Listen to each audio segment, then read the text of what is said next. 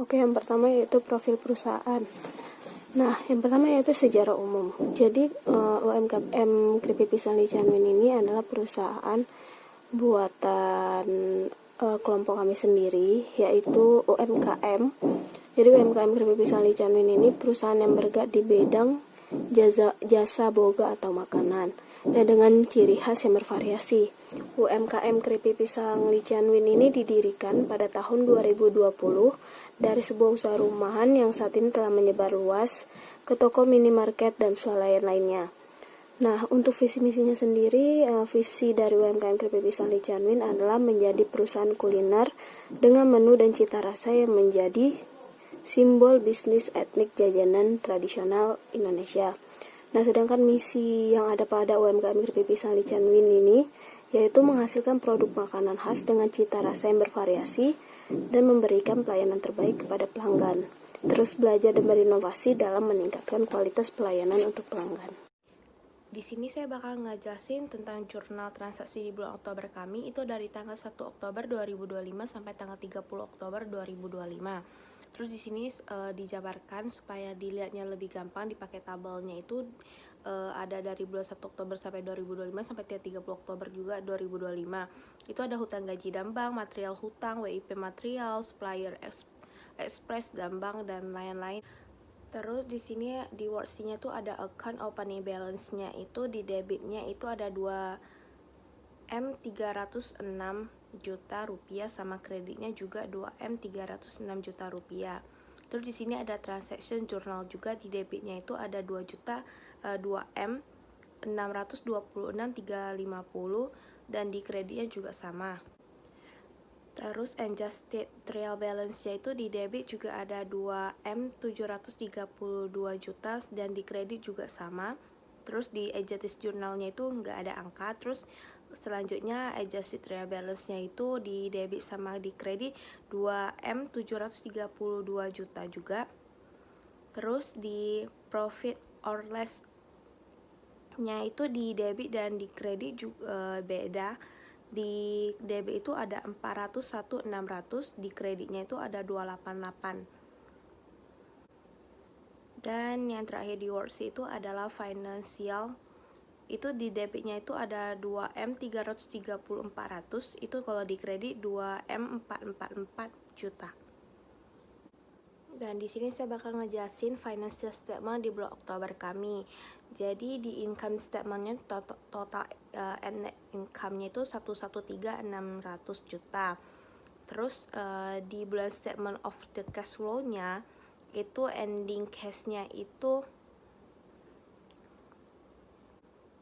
ada 304.400 juta rupiah. Terus di bulan Oktober the cash quality-nya itu di Desember tanggal 31 2039 itu ada 1M219400.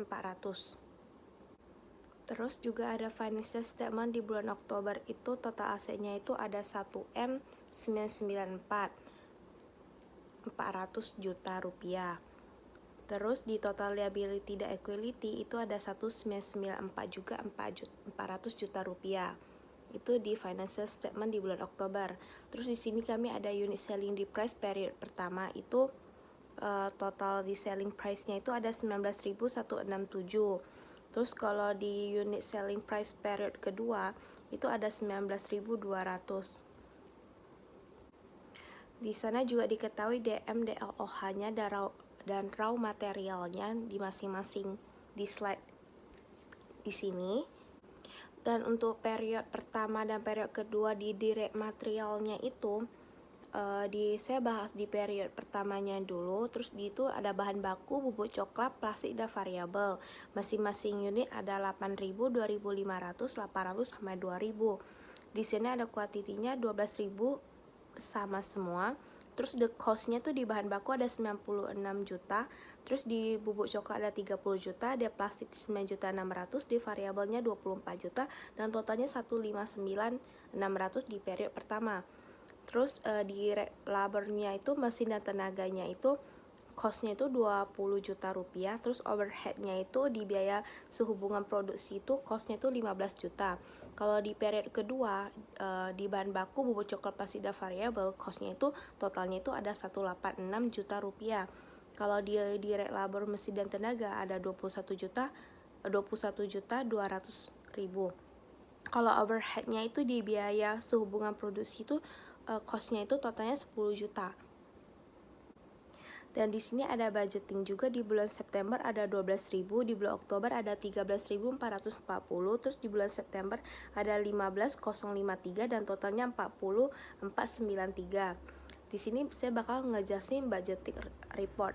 Di sini ada production budgetnya itu di bulan September itu unit sales sama 12.000, terus di bulan Oktober 13.440, di November 15.053 dan totalnya 40.493. Terus ada total need-nya juga, beginning inventory dan total unit produce budgetnya itu di September ada 12.276, terus di Oktober juga ada 13.750 dan di bulan November ada 16.333 dan totalnya itu ada 42.359. Terus di sini ada sales budget juga.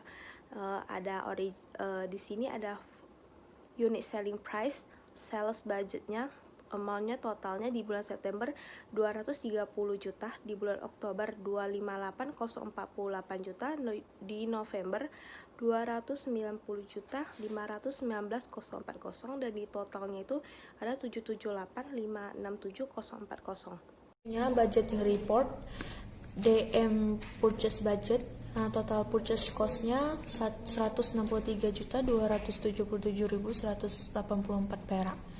Selanjutnya bulan Oktober 170.495.754. Bulan November 202.523.942.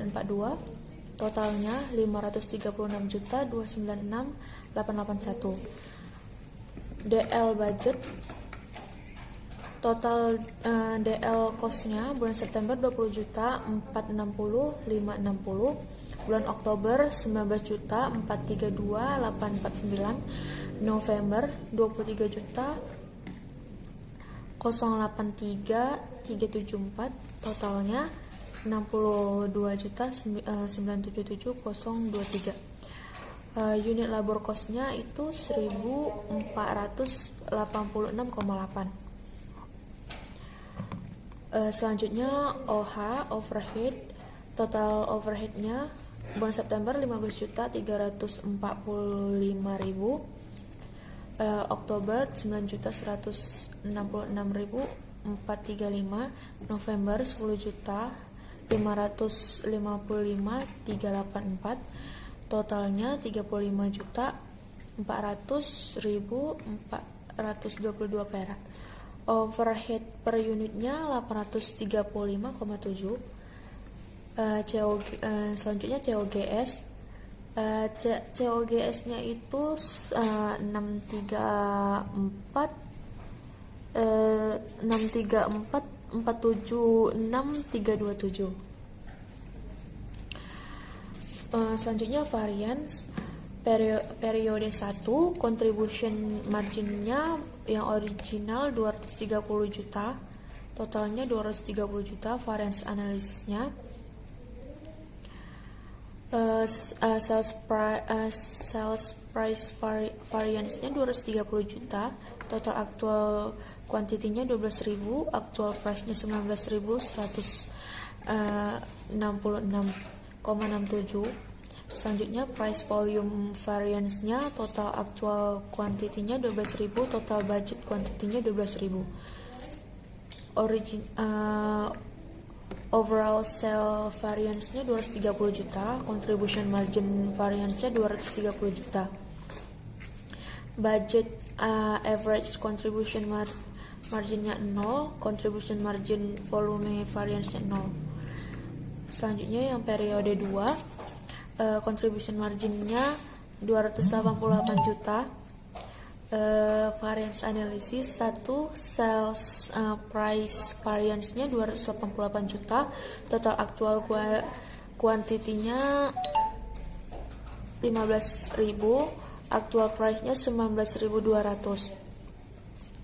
Price volume variance-nya, total actual quantity-nya 15.000, total budget quantity-nya 13.440.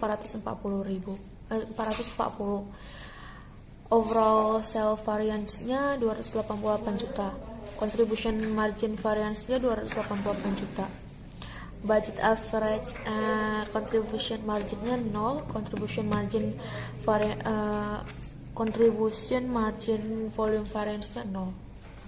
Selanjutnya activity based management-nya, actual cost-nya 194.600, budget cost-nya 199.083.584 perak, budget variance-nya 4.483.584 perak. Bulan Oktobernya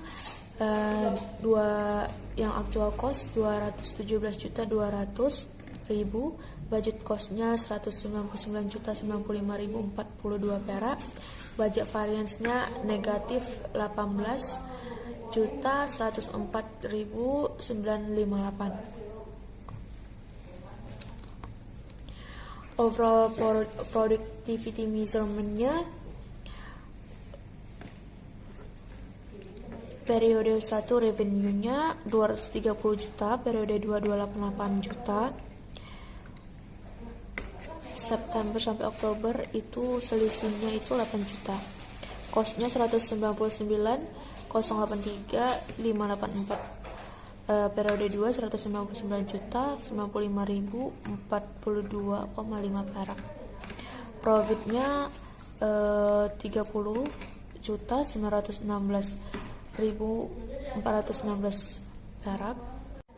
Selanjutnya the quality cost and environment cost.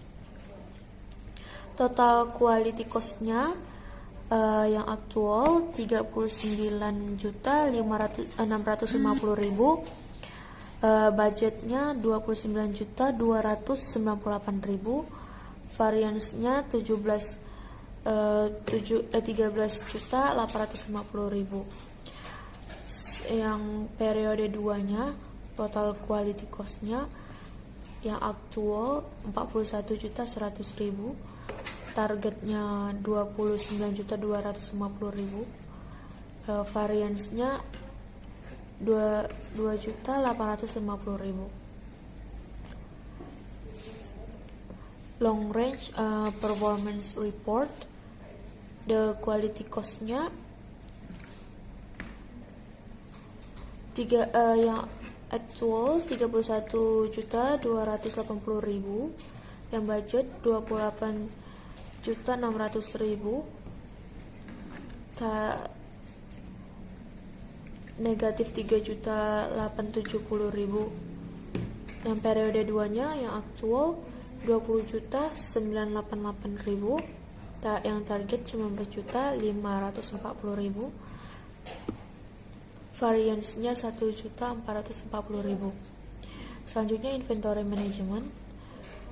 Inventory management order cost-nya 1.300, holding cost-nya 850, demand-nya 3.500.000, quantity-nya 15.000. EOQ 3.271,98, total ordering cost-nya 1.390.593,40, total holding cost-nya 1.390.593,40, total cost-nya 2.781.186,80. Selanjutnya itu analisis. Yang pertama yaitu laporan keuangan. Jadi pada laporan keuangan yang telah dibuat untuk dua periode mengalami penurunan sebesar 113.600.000 rugi pada periode kedua. Ini disebabkan adanya depresiasi aset yang dilakukan yang nilainya cukup besar untuk mengurangi laba sebesar 168 juta, dan untuk arus kas yang didapatkan mengalami kenaikan sebesar 9% dari tahun sebelumnya. Hal ini menunjukkan arus kas sangat lancar untuk melakukan operasional lebih. Lalu untuk cost infonya, Pada bagian cost info itu didapatkan data perbandingan antara periode 1 dan 2, di mana ada kenaikan penjualan sebesar 3.000 unit. Hal ini juga diiringi dengan naiknya cost untuk produksi karena adanya kenaikan harga pangan serta inflasi yang terjadi. Nah, lalu untuk output budgetnya. Untuk output budgetnya, pada bahan baku yang didapatkan mengalami kenaikan sebesar 26.400.000. Biaya yang harus dikeluarkan diikuti dengan adanya penjualan yang meningkat, serta tenaga kerja juga mengalami kenaikan karena adanya permintaan yang melebihi, dan para pekerja juga harus dinaikkan gaji atau fee-nya atas pembuatan produksi lebih. Untuk biaya overhead mengalami penurunan sebesar 5 juta karena adanya peminimalan biaya yang dilakukan dan ditinjau agar biaya-biaya yang tidak perlu bisa diminimalisir. Lalu yaitu budgeting report. Pada bagian budgeting report kita akan mendapatkan perbandingan antara bulan sebelumnya, bulan berjalan, dan prediksi bulan yang akan datang. Hal ini melingkupi sales budget yang setiap tahunnya meningkat dan diikuti produksi juga. Material dan untuk bagian labor dan overhead akan naik turun karena adanya peminimalisasiran atas biaya yang dikeluarkan serta permintaan. Lalu pada variance. Di variance kita bisa melihat adanya perbandingan antara biaya budget dan aktual yang akan kita keluarkan. Biaya budget adalah estimasi biaya yang akan kita keluarkan, dan biaya aktual adalah biaya yang benar-benar kita keluarkan. Pada periode 1 kita mendapatkan pengeluaran aktual lebih besar daripada estimasi biaya kita. Hal ini karena kurangnya mengestimasi dan peminimalisasiran biaya yang tidak dilakukan. Dan pada periode 2 aktual lebih kecil dari estimasi biaya karena telah dilakukan peminimalisasiran biaya. Nah, untuk pada activity based management, karena telah terjadi perhitungan di variance, didapatkan bahwa periode 1 unfavorable, biaya berlebih, dan periode 2 favorable, biaya tidak berlebih atas estimasi yang telah dilakukan. Nah, lalu ada productivity measurement. Pada bagian price recovery, nilai ini 57,985, itu suatu improvement atas apa yang telah kita lakukan, improvement dan peminimalisasiran biaya yang telah dilakukan. Ini adalah selisih profit atas periode sebelumnya dan sekarang. Lalu ada quality and environmental. Di sini kita membandingkan sebuah periode 1 dan 2 atas sumber daya yang kita kelola dan bagaimana cara peminimalisasiran, karena pada periode 1 telah mendapatkan biaya berlebih, pada periode 2 melakukan improvement dan pelatihan untuk meningkatkan tenaga kerja dan produksi. Periode 2 didapatkan variance atas improvement sebesar 3.870.000 yaitu favorable, dan untuk cost report 1.440.000 unfavorable karena masih ada beberapa biaya yang belum mencapai target atas estimasi biaya. Lalu manajemen inventory, didapatkan EOQ sebesar 3.271 unit atas biaya dan estimasi inventory. Biaya yang harus dikeluarkan sebesar 2.781.186 atas pembelian material untuk penempatan dan pemesanan. Di sini tidak menerapkan sistem inventory karena barang yang kita pesan pada periode berjalan akan habis terjual karena telah dilakukan pemesanan di periode sebelumnya. Untuk orang yang membeli produk harus menunggu sampai periode selanjutnya.